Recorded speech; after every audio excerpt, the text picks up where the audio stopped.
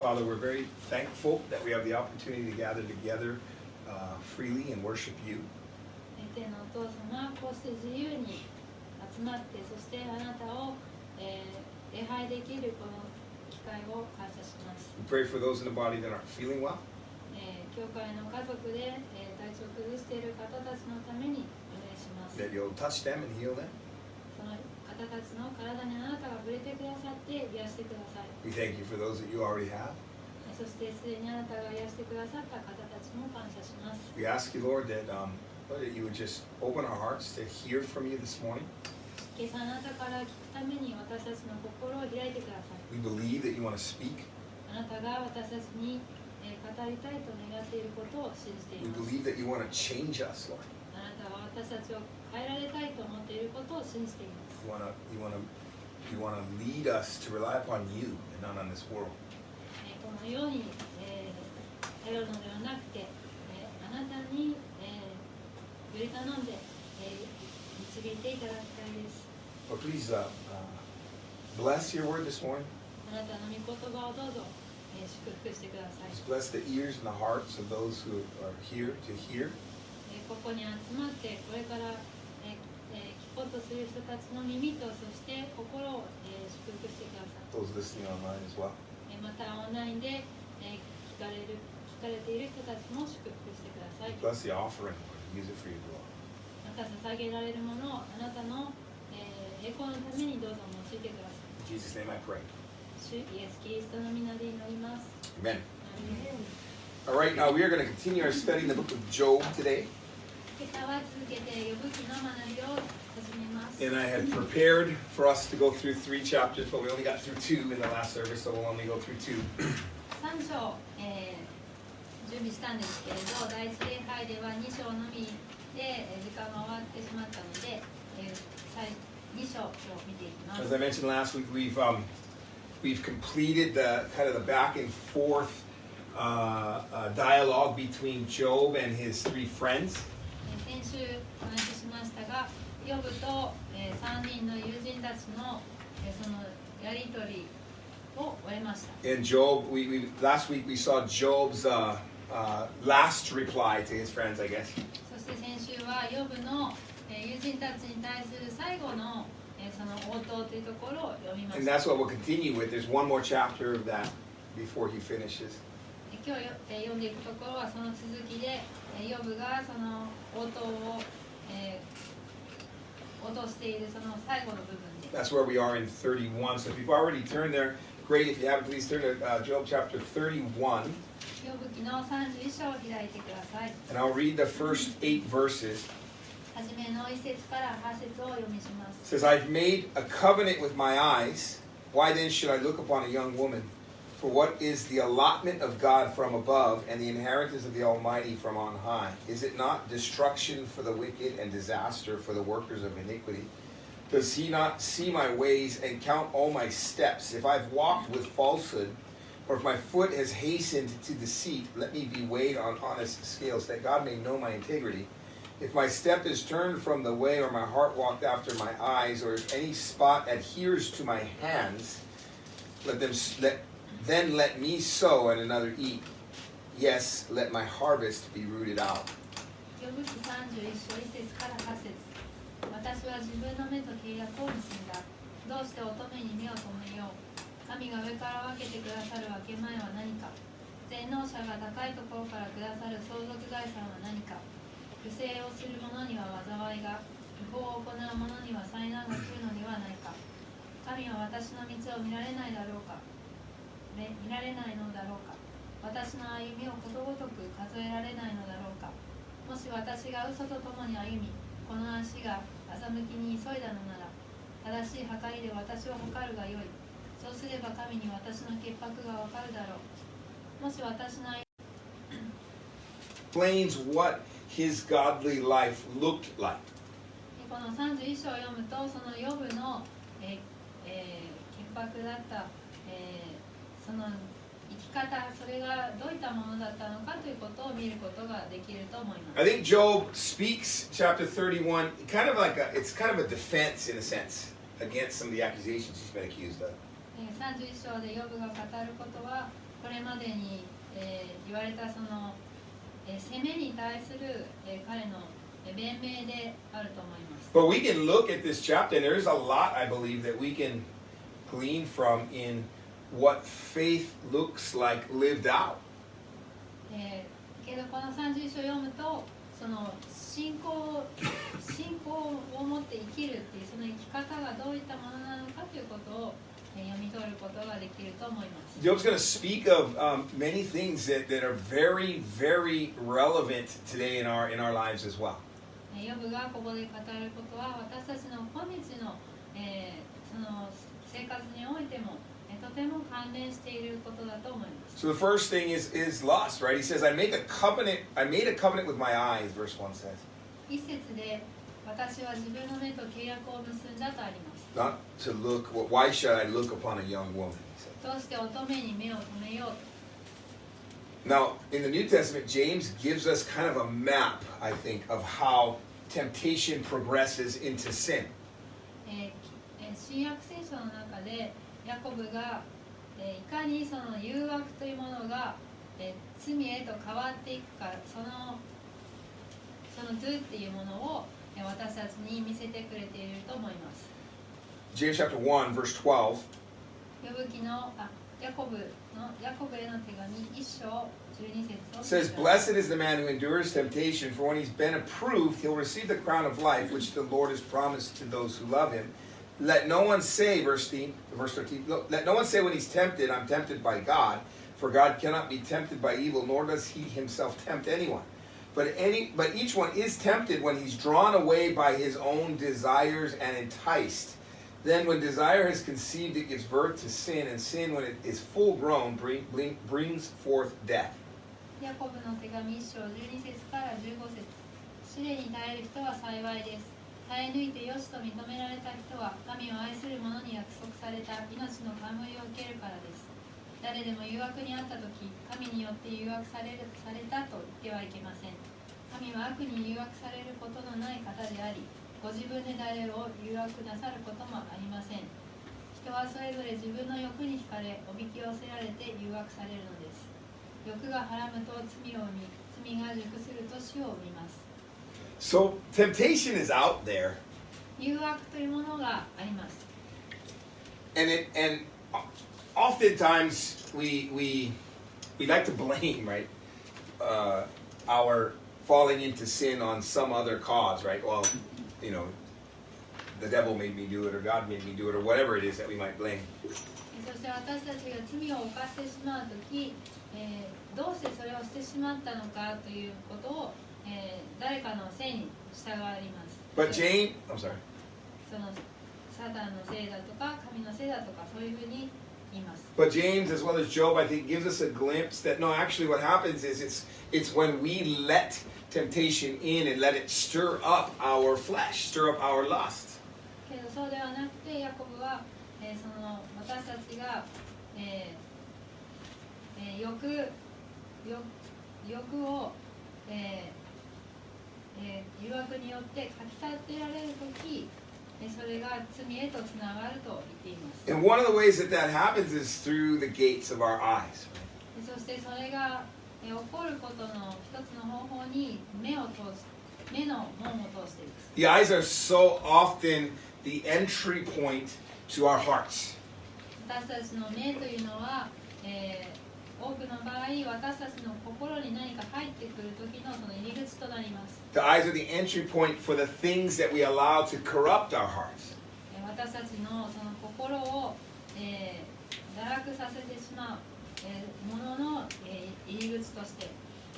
And so, of course, the enemy does work against us, and the enemy knows this, and the enemy's out there putting things that are attractive to the eyes out there. ですので私たちの敵はそれをよく知っていて、私たちの目にとってその、目を引くようなそういった、ものをその私たちの周りに置いています。 But Job says, I made a covenant with my eyes. けど、ヨブはここで私は自分の目と契約を結んだと言っています。 And then notice in verse 2 he says, For what is the allotment of God from above? 2節で神が上から分けてくださる分け前は何かとあります。 He's going to go on and explain in verse 3 that for the wicked, judgment comes, right? Destruction is for the wicked. 3節に行くと、不正をする者には災いがあると、その裁かれるということが書いてある。But also, when you think about the allotment of God, what does that mean? 神のその分け前っていうことを考えたときに、それはどういう意味でしょうか。 I don't know. I was thinking about this. I think, wow, Job really, this is really well written. ここを読んだときに本当によく書かれているなと思いました。 I think the idea here, maybe I don't know, maybe I'm overreading, but I get the idea here that if Job's saying that if he's to look upon a young woman, that is not the allotment that God has for him. ヨブはその自分がもし乙女に目を留めるのだったら、それは神がくださるわけ前ではないと。 In other words, that young woman is not for Job. Does that make sense? 乙女はヨブのためにあるものではないと。 And that's a really good way to look at that. Does that? そういう見方はとてもいい見方です。 Right? God's given us, those of us that are married, God's given us our spouses to eye. My spouse is mine to eye, to look at, to look upon. 私たち結婚している人にとって、その私たちのその夫だったり妻だったりは、私たちの目によってその見る対象となっています。 She's God's allotment for me. 神からの私たちに対してのその分け前です。 It's a really way. I think it's a really good way to look at it. ですので、すごく良い見方だなと思います。 And Job ultimately sees in verse 3 that God will punish sin. 3節でヨブは神がその罪を裁かれるということを言っています。 We're going to keep reading. Verse 9 it says, If my heart has been enticed by a woman, or if I've lurked at my neighbor's door, then let my wife grind for another, and let others bow down over her. For that would be wickedness. Yes, it would be iniquity deserving of judgment. For that would be a fire that consumes to destruction and would root out all my increase. 9節から12節。もしも私の心が女に惑わされ、隣人の門で待ち伏せした悪行があったなら、私の妻が他人のために粉を引いてもよい。また他人が彼女と寝てもよい。これは恥ずべき行い。裁判にかけて罰せられる罪だ。実にそれは滅びの淵まで焼き尽くす火だ。私の収穫をことごとく根こぎにする。 Job saying that if he's been unfaithful to his wife and committed adultery, then let another man commit adultery with his wife, is what he's saying. ヨブが言っていることは、もしもそのヨブが、姦淫を犯すようなことがあったならば、他の、男がその自分の妻と姦淫を犯してもよいと、そういうふうに言っています。 Remember, he's writing this as a defense. ヨブがここ Or で he's speaking this, I should say, as a defense. 語っていることは、自分をこう弁明していっていることです。 In verse 12, he says it's a fire that consumes to destruction. 12節に、実にそれは滅びの淵まで焼き尽くす火だとあります。 That's so well written. これもまたよく書かれた言葉だと思います。 Lust is a fire that can destroy everything. その欲というものは全てを滅ぼすことのできる火です。 Don't feed the flames. ですので、その炎を煽るようなことはしないでください。 Right? Proverbs chapter 6. 箴言6章 Verse 27. 27節を開いてください。 Can a man take fire to his bosom and his clothes not be burned? Can one walk on hot coals and his feet not be seared? So is he who goes into his neighbor's wife. Whoever touches her shall not be innocent. 箴言6章27節から29節。人は火を懐にかき込んでその着物が焼けないだろうか。また人が熱い火を踏んでその足が焼けないだろうか。隣の人の妻と貫通する者はこれと同じこと。その女に触れた者は誰でも罰を免れない。 Fires, if you think of real fires, they increase and they grow in size when they're fed. その本当の火というものを考えたときに、火は、その燃料を得てその火の大きさが増します。 Different things feed fires, right? その燃料となるものはさまざまなものがあります。But the same goes for our flesh. Our flesh needs fuel to keep burning. 私たちの肉についても同じことが言えて、私たちの肉が続けて燃え続けるにはその燃料が必要。 And the flesh will be a fight until we die. Until we're given new bodies and we're with Jesus Christ, we'll fight with the flesh for the rest of our life. 私たちは新しい体を得て、イエス・キリストと共になるその日まで、常に、肉との戦いがあ But ります。 the most effective fight against the flesh is to starve it. It's to starve it. Don't feed it. Effective way to fight against the そ flesh. の肉との戦いで一番効果的な方法というのは、その肉を、肉に対してその、燃料を貸さないことです。 Sometimes the fuel that increases the fire comes in through the eyes. その炎を、燃え広がらせるその燃料というものは、時に私たちの目を通して入ってきます。 Job says he's made a covenant with his eyes to be careful about what he looks at. ヨブはそこで、自分の目と契約を結んで自分が目にするものに、に対して気をつけると言っています。 The reality is we have a say in where our eyes go. Does that make sense? 私たちは、その自分たちの目がどこを見るかということに対して、自分で決めることができます。 We can't control everything that's out there. そのこの世にあふれているものすべてを私たちがその、管理することっていうことはできませんけれど、 But we can control where we place our eyes. 私たちの目がどこを見るかということを私たちは、決めることができます。 And I think that's what Job is saying when he said he made a covenant with his eyes. それがヨブがここで自分の目と契約を結んだと言っていることだと思います。 Let's continue in 31, verses 13 through 15. 続けて13節から15節を読みします。 If I've despised the cause of my male or female servant when they complained against me, what then shall I do when God rises up, when he punishes? How shall I answer him? Did not he who made me in the womb make them? Did not the same one fashion us in the womb? 13節から15節。私のしもべやはしためが私と争ったとき、もし私が彼らの言い分をないがしろにしたことがあるなら、神が立たれるとき、私はどうすればよいか。また神がお調べになるとき、何と答えたらよいか。私を体内で作られた方は彼らをも作られたのではないか。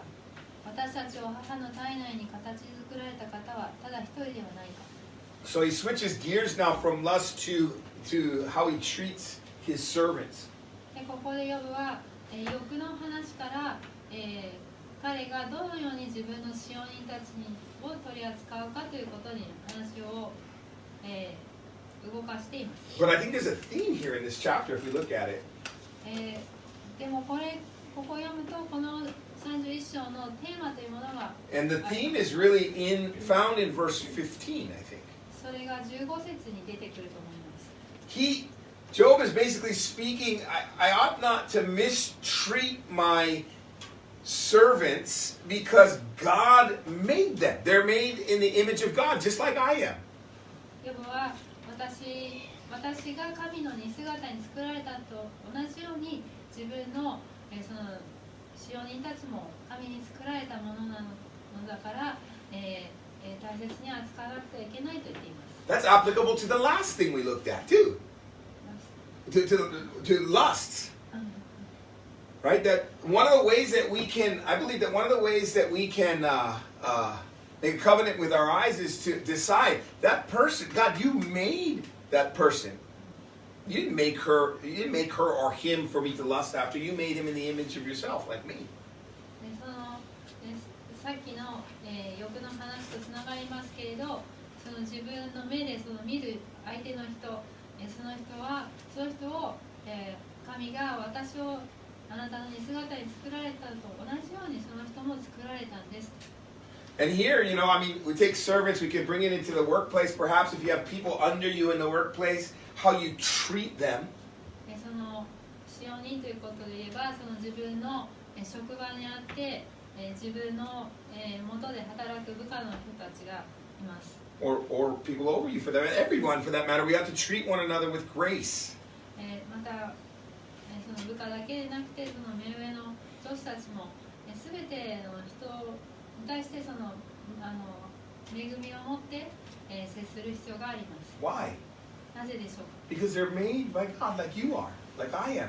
なぜなら、その人たちはすべて、私や皆さんが神に作られたと同じように神によって作られた人だから。They're made in the image of God.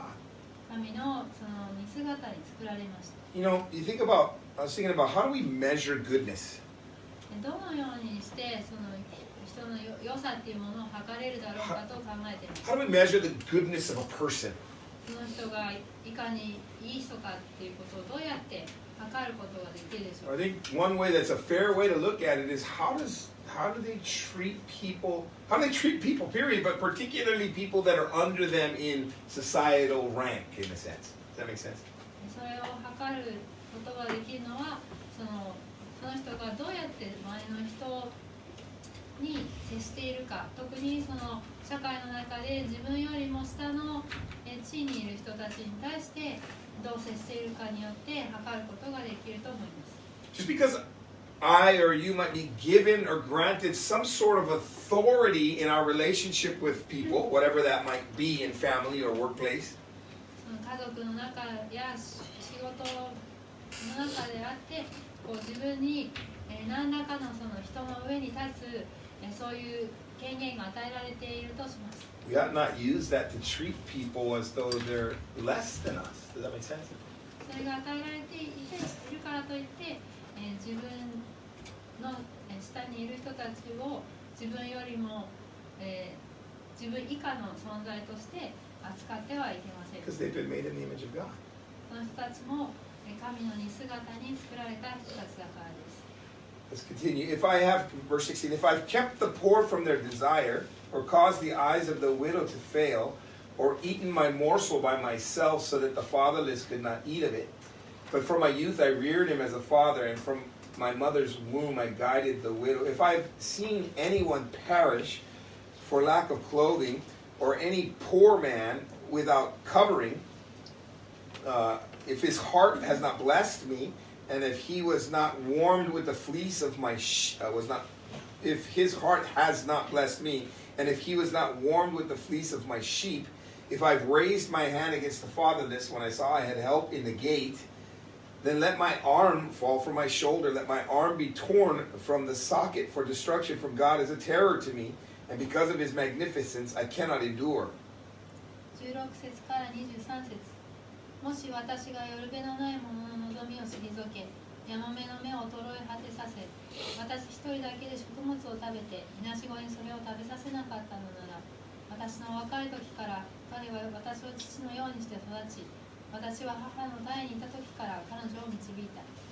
もし私が着るものがなくて死にかかっている者や身を覆うものを持っていない貧しい者を見た時、彼の腰が私に挨拶をせず、私の子羊の毛でそれが温められなかったのなら、あるいは私を助ける者が門のところにいるのを見ながら、みなしごに向かって私の手を振り上げたことがあるなら、私の肩の骨が肩から落ち、私の腕が付け根から折れてもよい。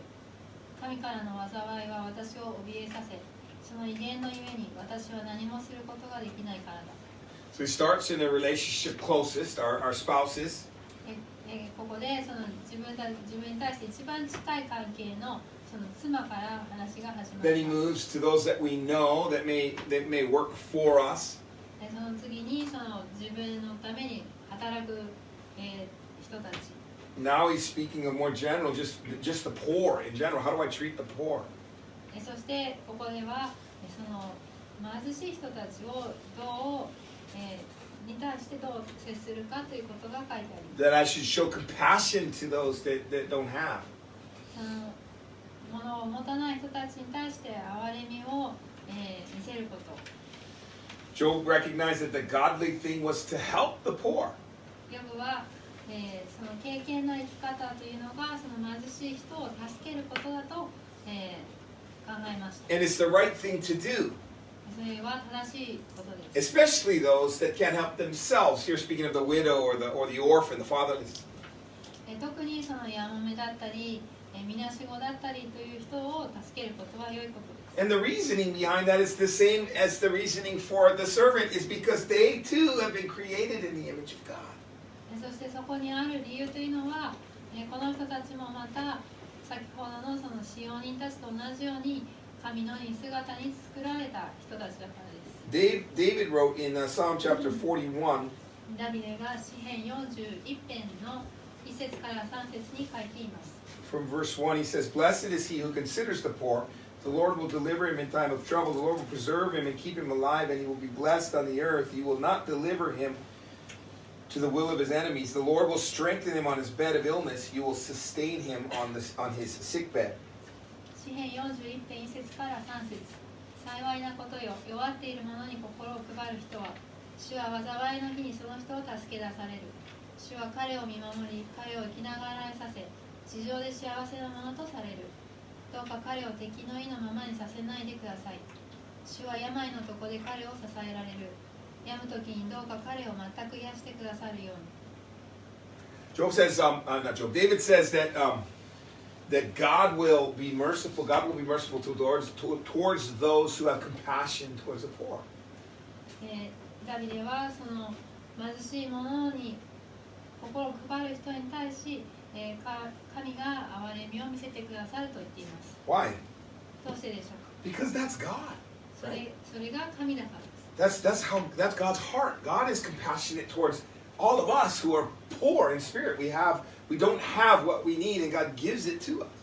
それこそが神の心であって、神は、その私たち霊にあって貧しい者にその憐れみを見せてくださいます。 Let's continue verses back in Job. I'll read from verse 24. ヨブ記31章に戻って24節からお読みします。 He says, If I've made gold my hope, or said to find gold, you are my confidence. If I've rejoiced because my wealth was great, and because my hand had gained much, if I've observed the sun when it shines, or the moon moving in brightness, so that my heart has not been secretly enticed, and my mouth has kissed my hand, this also would be an iniquity deserving of judgment, for I would have denied God who is above. 24節から28節。もし私が金を己の頼みとし、小金に向かって私のより頼むものといったことがあるなら、あるいは私の富が多いので喜び、私の手が多くのものを得たので喜んだことがあるなら、あるいは輝く日の光を見、照りながら動く月を見て、私の心が密かに惑わされ、手を持って口づけを投げかけたことがあるなら、これもまた裁判にかけて罰せられる罪だ。私が上なる神を否んだためだ。 So here he's now dealing with greediness, with greed. ここでヨブはその貪欲ということについて書いています。 He says, If I've made gold my hope. もし私が金を己の頼みとしたらと。 People still do that today, literally. これは今もまだ人々がすることです。 I get, for whatever reason, I get a lot of junk mail to my Gmail. 私はその迷惑メールをたくさん受信するんですけ When ど、 people see my iPad, they kind of, whoa, because I have 37,166 unread mail. 1,000, yeah. メールの受信のところに37,000通の未読のメールが溜まってます。I do go through them, but I get so many of them, it's kind of a hassle. その受信したメールをチェックするんですけど、本当にたくさん来るので大変 But です。 some of those mails are financial advice. でその来るメールには And I don't- その経済的なアドバイス And I don't open them, but just see the headline in the mail. 開かないんですけど、その件名のところでそれが分かり Cash ます。 is crashing. Do you have gold? Cash is crashing. Do you have gold? キャッシュ Cash is あー dying. 今こう現金が、の価値が下がってますが、金を持ってますかっていう、Put your retirement in gold. 皆さんのその、引退後の人生を金に当てましょうみたい What does that mean? What is that saying? Put your retirement goal. That's it. Gold is your hope. な。それはその金が皆さんの希望なんですよって言ってます。I'm not here to judge whether people invest in gold or not. そのもし皆さん金に投資していたらその人のことを悪く言うつもりではないんですけ The ど、 problem is if we make that our hope. もしそのことを金を希望としてしまっていたらそこには問題があります。 1 Timothy, Paul has some strong words about that. 第一テモテの手紙に、パウロが強い言葉を書いています。 1 Timothy chapter 6, 第一テモテの手紙6章 verse 10. 10節。 Paul says, "For the love of money is a root of all kinds of evil, for which some have strayed from the faith in their greediness and pierced themselves through with many sorrows." 第一テモテの手紙6章10節。金銭を愛することがあらゆる悪の根だからです。ある人たちは金を追い求めたために信仰から迷い出て非常な苦痛を持って自分を差し通しました。A greedy heart actually brings us away from God. Draws us away from God. その貪欲な心というのは私たちを神から遠ざけてしまいます。 Because God's generous. God has a generous heart. なぜなら神はその Love of money. It's not money again. Money is neutral. その先ほども言いましたがその金銭金が、悪いのではなくて But the love of it それを愛する is dangerous. それが危険だと言ってい And ま as す。 it drops below a certain amount, oh no, what am I going to do? Even though there's still actually money there. でその蓄えたお金がの金額がこう少なくなってしまったときに、どうしたらいいんだろうってそういうふうに思います。 And so again, I think there's again nothing wrong with saving, but when we put our hope, if I'm okay, right, because I have this, so I'm going to be all right. その貯蓄をすることで、ここにこれだけのお金があるから自分は大丈夫だっていうことが危険です。 That's a danger. それが危ないことです。 The reason that it's a danger is because we're relying upon that rather than upon God. Does that make sense? それは、そこに信頼してしまって、神に信頼していないからです。 What if God was to say to us, like He did the rich young ruler, sell all you have and give it to the poor, and then follow me? もし神が私たちにその聖書の中に出てくる若い金持ちの青年に言ったように全てを売って貧しい人たちに与えなさいって言ったらどうでしょうか。 It would be hard if that's our hope, right? Does that make sense? そしたらその貯蓄をそのために当てるということは本当に難しいことですよね。 I heard a story about a man who was speaking to a group of people, a millionaire. Yeah, he was a millionaire. そのミリオネアのお金持ちの100万長者の人が、その人たちに話すことを聞きました。 And he spoke to a group of people. He had $1 in his hand, and he said, "You know, I once had only $1 to my name, and I said to God, God, I will give you my $1 the only money because everything that I have." And God made me a millionaire. その人が言ったことは、その1ドル札を取り出して、私はかつてこの1ドルしか手元にありませんでした。そして神に対して、私はこの自分の持っているすべてを捧げますって言ったとき、And a little lady, okay.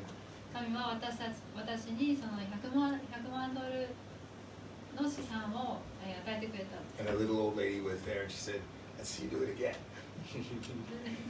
give all that you have." でそしたらそこに話を聞いていた、一人の、そのおばあさんが立ち上がって、じゃあもう一度あなたがそれをするの見てみましょうよ。 And it's easy to give the $1 because you only got $1, but it's not as easy when we got more. 言いました。その1ドル札しかなかったらそれを差し出すのは簡単ですけれど、たくさんあるときにそれをすべて差し出すことは難しい。 The love of money clouds us from being able to see God clearly. 金に対するその愛っていうものは私たちが神をはっきりと見ることを曇らせてしまいます。 Then he says, "If I've observed the sun when it shines," this is kind of interesting. Verse 26. 26節であるいは輝く日の光を見ながら動く月を見て We've all seen the sun when it shines. We've all observed the sun when it shines. でありますけれど、私たちはみんなその日の光を見ます。 What is this speaking of? ここで言っていることはどんなことで This す is か？ talking about the worship of creation, the worship of the sun or the moon or those things. それはその神の創造されたものを礼拝してしまうことです。 Right? And so first he talked about worship of money, but now he's talking about worship of God's creation 先ほど rather than God himself. その金を礼拝するということを言いましたが、今度はここで神の作られたその日だったり月だったりを礼拝するということ。 It was common around Job, I'm sure, at the time. この時代、ヨブの周りでもこれはよくされていたことだったと思います。 In Japan, when you look at one of the major religions, Shintoism, that's what that is. Shintoism is the worship of the things that God has created. 日本においてもその神教というのはその神の作られたその創造物、それを崇めることにあります。 Paul says that all men are aware of the existence of God based on creation, the creation that God made. パウロは、その、神というのは、世界の創造された時から、この方その被造物によって知られはっきりと全ての人に認められると言っています。 Romans chapter 1, ローマ人への手紙の1章 he says, I'll read a couple of verses. First, verse 20. 20節を読みます。 He says, for since the creation of the world, speaking of God, his invisible attributes are clearly seen, being understood by the things that are made, even his eternal power and Godhead, so that they are without excuse. ローマ人への手紙1章20節。神の目に見えない本性、すなわち神の永遠の力と神性は、世界の創造された時からこの方、被造物によって知られ、はっきりと認められるのであって、彼らに弁解の余地はないのです。 Then verse 25, skipping down to 25, who exchanged the truth of God for the lie and worshipped and served the creature rather than the creator who's blessed forever. Amen. 続けて25節。それは彼らが神の真理を偽りと取り替え、作り主の代わりに作られたものを拝み、これに仕えたからです。 And he goes on. 作り主こそ、とこしえに褒めたたえられる方です。アーメン。 So then he goes on, and then he goes on to explain what the world looks like as a result of that. その後、パウロは、このためにその今世界がどんな結果になっているかということを、話しています。You know, atheism ultimately is relatively recent in a sense. 無神教というのは、本当に近年起こったことです。 People understood that there was something more powerful than they were. 昔の人たちはその自分よりも力のあるもの、その存在というものを理解しています。 And it's simple, right? Just look, how can something so complex as our solar system or any other system be anything but created? それは本当にシンプルで、その私たちの自然界の成り立ちっていうものを、見たら本当にそこに、創造主がいるということが分かります。 Let's continue. I'll continue back in Job. ヨブに戻ります。 Read verse 29. He says, if I've rejoiced at the destruction of him who hated me, or lifted myself up when evil found him, indeed I have not allowed my mouth to sin by asking for a curse on his soul. If the men of my tent have not said, who is there that has not been satisfied with this meat, but no sojourner had to lodge in the street, for I've opened my doors to the traveler. 29節から32節。あるいは私を憎む者の衰えているのを私が見て喜び、彼には災いが下ったとき、喜び勇んだことがあろうか。私は自分の口に罪を犯させなかった。呪って彼の命を求めようともしなかった。一体私の天幕の人々で、誰が彼の肉に飽き足りなかった者はいないかと言わなかったことがあろうか。異国人は外で夜を過ごさず、私は戸口を通りに向けて開けている。So again, right, he started with his, real close, he started with a spouse. そ先ほども言いましたが、まずヨブはその自分の一番近い関係の妻から話を始めます。 Then those close, those close to him in the sense of in the workplace, those that he knew.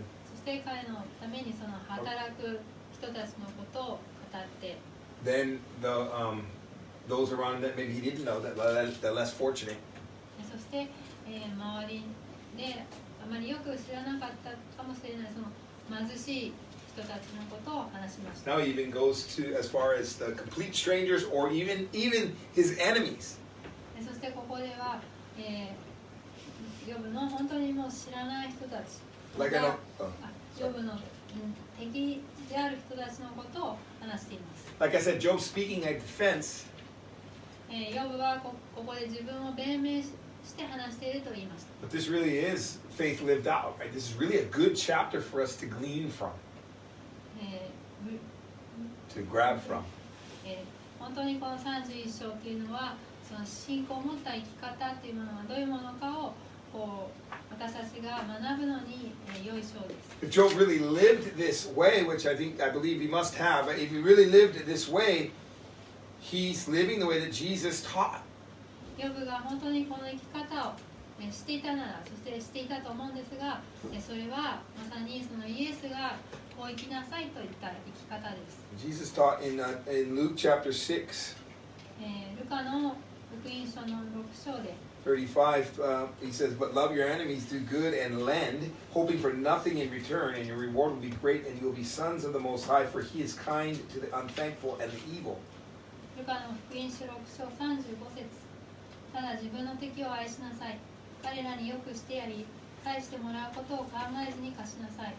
そうすればあなた方の受ける報いは素晴らしく、あなた方は意図高き方の子供になれます。なぜなら意図高き方は恩知らずの悪人にも憐れみ深いからです。 Why does Jesus call us to love our enemies? なぜイエスは私たちに敵を愛しなさいと言ったでしょうか。 Because it's above what we're capable of doing. それは私たちが自分自身でできる可能なこと、その上にある。 And so it reveals the heart of God. で Does that make sense? ですからそれができるとき、それはその神の心を表します。 Notice that line, it says, "For He," speaking of God, "for He is kind to the unthankful and evil." 意図高き方は恩知らずの悪人にも憐れみ深いからですとありま Who's す。 the unthankful and evil? 恩知らずの悪人というのは誰でしょうか。 Us. 私たちで At す。 one point, right? I mean, we were against God when God saved us. We're the unthankful. We were. Hopefully, we're not now, but we were the unthankful one. 神が私たちを救う前、私たちはこの恩知らずの悪人でした。 And God showed His love and His mercy to us. そして神がその愛と憐れみを私たちに表してくれました。 Who were His enemies, right? 神にとって敵であった私たちにそれを表してください。 And so, in showing love towards our enemies, we're showing the heart of God. ですから私たちがそのShowing love to our enemies, we're showing the heart of God. We're revealing the heart of God. 敵を愛するとき、私たちは、神の心を表しているんです。 And I like what he says. Look, he says, "And lend, but hoping for nothing in return." Verse 35 says. その35節に、返してもらうことを考えずに貸しなさいとあります。That's not lending. That's giving. Lend with hoping for nothing in return means give it in a sense, right? If he gives it back, okay. If not, that's okay too. 貸すということは返してもらうことを考えずに貸すのだったらそれを与えるということと同じです。And we're able to do that, I think, because God understanding only if we're understanding that what we have is not ours anyway. It's given to us by God. 私たちが持っているものが神に与えられたものだと理解していれば、そういうふうに貸すことも難しくはありません。All right, let's continue. We'll read 33 through 40. 続けて33節から40節をお読みします。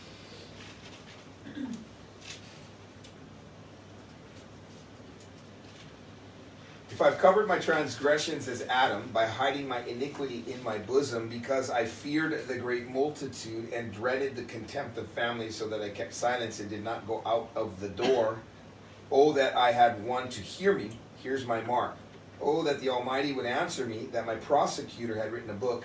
Surely I would carry it on my shoulder and bind it on me like a crown. I would declare to him the number of my steps. Like a prince, I would approach him. If my land cries out against me and its furrows weep together, if I've eaten its fruit without money or caused its owners to lose their lives, then let thistles grow instead of wheat and weeds instead of barley. The words of Job are ended. 33節から40節。あるいは私がアダムのように自分の背きの罪を大いに隠し、自分の咎を胸の中に秘めたことがあろうか。私が群衆の騒ぎに怯え、一族の蔑みを恐れて黙り、門を出なかったことがあろうか。誰か私に聞いてくれるものはないものか。見よ、私を確認してくださる方、全能者が私に答えてくださる。私を訴える者が書いた告訴状があれば、私はそれを肩に負い、冠のようにそれをこの身に結びつけ、私の歩みの数をこの方に告げ、君主のようにして近づきたい。もし私の土地が私に向かって叫び、その畝が共に泣くことがあるなら、あるいは私が金を払わないでその産物を食べ、その持ち主の命を失わせたことがあるなら、小麦の代わりに茨が生え、大麦の代わりに雑草がはびこるように。ヨブの言葉は終わった。So we've talked before about how God calls Job blameless. He doesn't call him sinless, but he calls him blameless. 神はヨブを、潔白な人と言いました。罪のない人とは言いませんでしたが、潔白な人と言いました。And I think this may be a glimpse into Job, into that, to show us that Job, although blameless, is not sinless. それが、ここを読むと、そのヨブがいかにその潔白であったけれど、罪ないものではなかったということがわかると思います。It says in verse 33, if I covered my transgressions as Adam. 33節に、私がアダムのように自分の背きの罪を覆い隠し。What did Adam do? アダムは何をしたでしょうか。 Adam and Eve sinned. アダムとエバが罪を犯し、 And then they ran and they hid from God, 神から、逃げて隠れました。 trying to, hoping that God wouldn't, find them out. 神が二人を見つけないことを願って隠れました。 And Job says, I don't do that. ヨブは私はそういうことをしない。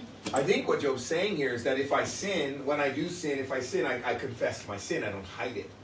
ヨブは私が罪を犯したらそれを隠すことはなくて告白しますと言っていると思います。 Well, anyway, this chapter ends with saying the words of Job are ended. この31章、最後ヨブの言葉は終わったとあります。 This isn't the last that we'll hear from Job in the book of Job. That's not what that means. ヨブ記でヨブが語るのはここが最後だということではありま This せ is んが。 kind of like if it were a courtroom. That's why I speak of this. I think Job is speaking in a defensive way, like he's defending himself. まるでそれはその朝廷に立ってヨブが自分のそのことを弁明して話しているという感じだと思います。 So he says all of these things and he goes, okay, the defense rests. I've got nothing else to say.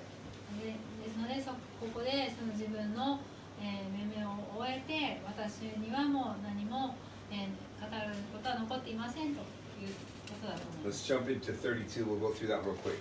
32章に入っていきます。 I'll read the first 5 verses. はじめの5節をお読みします。 It says, so these 3 men ceased answering Job because he was righteous in his own eyes. And the wrath of Elihu, the son of Barachel, the Buzite, of the family of Ram, was aroused against Job. His wrath was aroused because he justified himself rather than God. Also against his 3 friends his wrath was aroused because they had found no answer and yet had condemned Job. Now because they were years older than he, Elihu had waited to speak to Job. When Elihu saw that there was no answer in the mouth of these 3 men, his wrath was aroused. 32章1節から5節。この3人の者はヨブに答えるのをやめた。それはヨブが自分は正しいと思っていたからである。するとラム族のブズ人、バラクエルの子エリフが怒りを燃やした。彼がヨブに向かって怒りを燃やしたのは、ヨブが神よりもむしろ自分自身を義としたからである。彼はまたその3人の友に向かっても怒りを燃やした。彼らがヨブを罪あるものとしながら言い返すことができなかったからである。エリフはヨブに語りかけようと待っていた。彼らが自分よりも年長だったからである。しかしエリフは3人の者の口に答えがないのを見て怒りを燃やした。 So now another name arises here, Elihu. ここでまた、新しい人の名前がエリフが出てきます。 And he's mad. He's angry. 彼は He's angry at everybody. みんなに対して怒っています。 First, before we get into that, he's a little bit about Elihu. It says he's the son of Barakel the Buzite. エリフについて、彼はそのバラクエル、ラム族のブズ人バラクエルのことあります。We see some. I've mentioned earlier that perhaps Job was a contemporary of Abraham. We're not 100% sure. そのヨブは、100% ではないですけれど、おそらくそのアブラハムに関係があった人物だと話します。 But here we know that Elihu's a young guy. ここでエリフは若いものだということが分かります。 His dad is a Buzite. Doesn't mean he's ugly. Buzujin. エリフの父親はブズ人だったとあります。 In Genesis chapter 22, Abraham has a nephew referred to as Buz. 創世記の22章21節を読むと、アブラハムにはブズという名前の甥いがいたのがわかります。 So more than likely, this is where this comes from. ですから、そこから、この人物が出てきたんだと思われます。 But anyway, Elihu is younger, much younger than all these other guys, his friend, Job and his friends. エリフはヨブや3人の友人たちよりも、若い、人物です。 And so because of that, he, out of respect for his senpai, he didn't say anything. He just sat there and listened. ですので、彼はその自分より年長のその先輩たちに敬を表して何も語らずに聞いていました。 But then it's in verse 5, it says, his wrath was aroused. Verse 5. けれどその5節で怒りを燃やしたとあります。 So apparently Elihu had been listening to these debates go on and on. エリフはここまでのその議論やり取りを Which shows that there were people listening to this, at least one. それは、Probably more than one, I imagine. 人がそのやり取りを見ていたということがわかります。 But as he listens to this, he gets angry with both sides. けど彼はこのやり取りを聞いていて、両者に対して怒りを燃やしました。 He's angry with Job because he feels that while he's defending himself against his friend's accusations, he's also accusing God of doing wrong in his life. ヨブに対して怒ったのは、そのヨブが友人たちに対して自分を命名しているとき、ヨブが神に対してその、悪いことを行っていると責めたということについて怒っています。 And he's also angry with his friends because they're accusing Job of some hidden sin, but they have no proof of it, which is what we've talked about for weeks and weeks and weeks.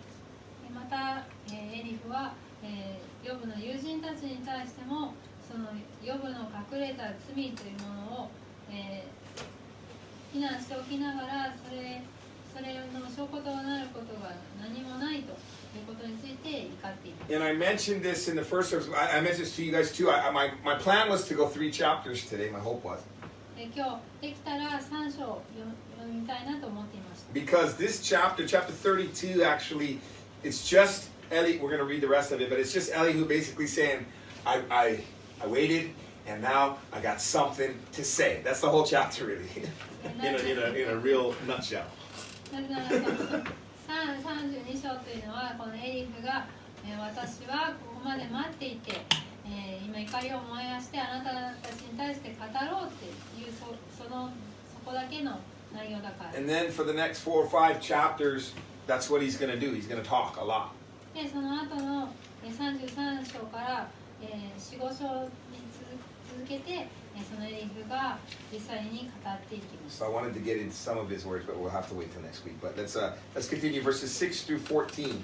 6節から14節までお読みします。 So Elihu the son of Barakel the Buzite answered and said, I'm young in years and you're very old. Therefore I was afraid and dared not declare my opinion to you. I said, age should speak and multitude of years should teach wisdom. But there is a spirit in man, and the breath of the Almighty gives him understanding. Great men are not always wise, nor do the aged always understand justice. Therefore I say, listen to me. I will also declare my opinion. Indeed, I waited for your words. I listened to your reasonings while you searched out what to say. I paid close attention to you, and surely not one of you convinced Job or answered his words. Lest you say, we found wisdom, God will vanquish him, not man. Now he's not directed his words against me, so I will not answer him with your words. 6節から14節。ブズ人バラクエルの声で不和答えていった。私は若く、あなた方は年寄りだ。だから脇に控えて遠慮し、あなた方に私の意見を述べなかった。私は思った。日を重ねた者が語り、年の多い者が知恵を教えると。しかし人の中には確かに霊がある。全能者の息が人に悟りを与える。年長者が知恵深いわけではない。老人が道理をわきまえるわけでもない。だから私は言う。私の言うことを聞いてくれ。私もまた私の意見を述べよう。今まで私はあなた方の言うことに期待し、あなた方の言い分を調べ上げるまで、あなた方の意見に耳を傾けていた。私はあなた方に注意を払っていたのに、ヨブに罪を認めさせる者はなく、あなた方のうちで彼の言葉に答える者もいない。だがおそらくあなた方は言おう。私たちは知恵を見出した。人ではなく、神が彼を吹き払ったと。彼はまだ私に向かって言葉を並べ立ててはいない。私はあなた方のような言い方では彼に答えまい。Basically, he said, out of respect for my elders, I've held my tongue and not said anything. ここでその年長者に対して私は敬意を表して何も、語りませんでしたと言っています。Which, I mean, I think it's a good, we should have respect for our elders for sure. 私たちも同じようにその年長者に対して、敬意を表すべきです。And then he says, but there's a spirit in man and the breath of the Almighty gives him understanding. けれど、しかし人の中には確かに霊がある。全能者の息が人に悟りを与えると言います。And yes, we should have respect for our elders, but God can speak into a young man and through a young man just as much as he can speak into an old man and through an old man. 私たちは、年長者を、に敬意を表す必要があるが、その年長者に、知恵を神が与えられるのと同じように、若い者にも神は知恵を与えられるんだと言っています。Older people are supposed to have wisdom because they've learned over time. 日を重ねた And 者 often の that's the case. 年の多い者がより知恵を持っているはずというのが一般的です。But God, of course, is able to speak to a young person as well. けど、神はまた若い人を通しても語られることができ He ます。 says something very true. He says, great men are not always wise. そして年長者が知恵深いわけではないと言っています。In some translations, it just speaks of being someone older when it says great men. 年長者というところで、その But this could also speak of someone more respected. It doesn't necessarily only speak of someone older. その年齢が上を行っている人という意味だけではなくて、Mean someone more respectable in society. That's, great, more, someone looked up to by society. 社会の中でその、人々に、こう見上げられている人っていう意味もあります。They're not always wise. そういう人たちは必ずしも知恵深いというわけではありません。 We witness that all around us all the time. それは私たちの周りでもいつも見られることです。 Age is supposed to be a place in which we gain wisdom through experience. その年を取るというのはその日を重ねて経験を通して知恵を得るということですが、 And pray that that be the case for you, right? For me. 皆さんも私にとっても、そうなるように祈ってください。 Because a foolish man who continues to live in foolishness and doesn't learn from the things in life that the experiences in his life will become a foolish old man. なぜならその愚かな人、自分の、犯したその愚かなことを通して学ぼうとしない人というのは、年を取ってもその年を取った愚かなものとなってしまうからです。 And he finally says in verse 14, he says, I'll not answer him with your words. He's talking to Job's friends. 14節でヨブの友人に対して、私はあなた方のような言い方では彼に答えまいと言っています。Job's friends had basically said over chapter and chapter, they said the same thing over and over and over and over again to Job. ヨブの友人たちは、もう繰り返しヨブに対して同じことを言います。Elihu says, I'm not going to go from that perspective. I'm going to come from somewhere else. で、エリフは私はその同じ見方で物を語らないと言っています。So again, he hasn't really said anything yet. He's just, now let's finish the chapter. ですので、ここでまだ実際に具体的なことを、は語っていません。He says, they are dismayed, verse 15, and answer no more. Words escaped them, and I've waited because they did not speak, because they stood still and answered no more. I also will answer my part. I too will declare my opinion, for I am full of words. The spirit within me compels me. Indeed, my belly is like wine that has no vent. It's ready to burst like new wineskins. I will speak that I may find relief. I must open my lips and answer. Let me not, I pray, show partiality to anyone, nor let me flatter any man, for I do not know how to flatter, else my Maker would soon take me away. 15節から22節。彼らは呆れても答えない。彼らの言う言葉もなくなった。彼らが語らず、そのままじっと答えないからといって、私は待っていなければならないだろうか。私は私で自分の言い分を言い返し、私の意見を述べてみよう。私には言葉があふれており、一つの霊が私を圧迫している。私の腹を。今、私の腹は抜け口のないブドウ酒のようだ。新しいブドウ酒の皮袋のように、今にも張り裂けようとしている。私は語って気分を晴らしたい。唇を開いて答えたい。私は誰もひいきしない。どんな人にもへつらわない。へつらうことを知らないから。そうでなければ私を作った方は、今すぐ私を奪い去ろう。So he's gonna talk, and he's gonna talk for 5 chapters, and basically talk so much that he's not even gonna give Job a chance to talk back. ここで、エリフはこれから5章にもわたって、語ります。そして語る中でヨブにその応答する機会も与えないぐらい語ります。I visualize Elihu sitting, standing amongst this discussion going back and forth between Job and his friends. そのエリフがヨブと友人たちの議論の、交わされているところに、こう座っているそういう姿を思い浮かべます。Go like this.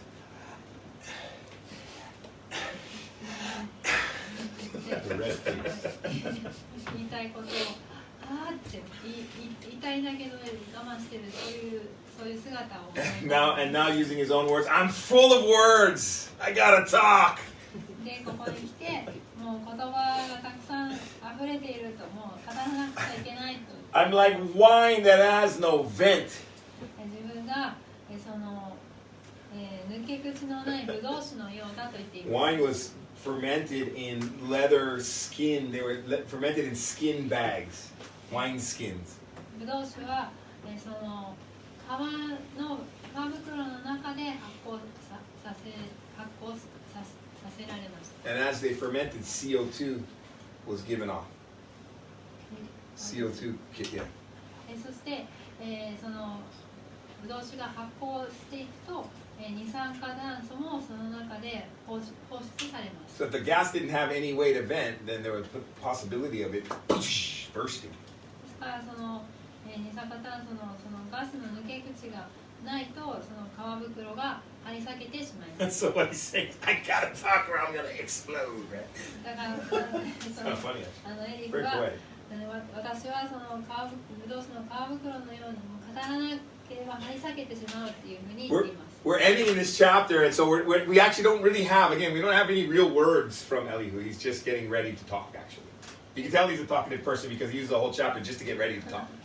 エリフが本当に何を語ったかっていうのはこの32章ではまだ始まっていませんが、語るのが好きな人だったということが、分かります。この32章丸々使ってこれから語るぞっていうことをいっぱい言ってるからです。But I'm gonna give us one piece, one thing to grab from this before we get into everything that he says over the next couple weeks.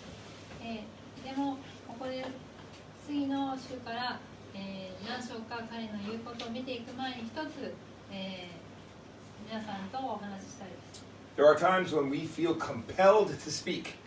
私たちも、もう語らなくてはいけない、語らずにはいられないってそういうふうに思う時があります。But sometimes even then it's still better just to say nothing, just to keep our mouth shut. でもそういう時でさえ自分の口を紡いでいた方が、良いっていうことがあります。And I think Elihu will show to be an example of that as we read the next several chapters.